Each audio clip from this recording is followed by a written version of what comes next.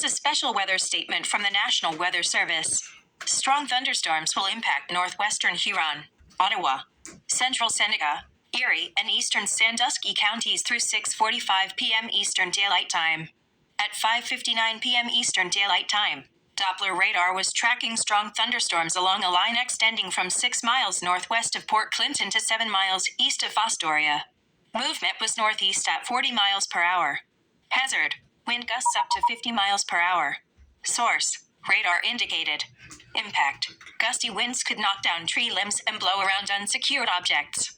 Locations impacted include Sandusky, Tiffin, Fremont, Port Clinton, Kelly's Island, Put-in-Bay, Bellevue, Clyde, Green Springs, Castalia, New Regal, Ballville, Monroeville, Marblehead, Bettsville, Republic, Flat Rock, Bascom, Bloomingville, and Sandusky South.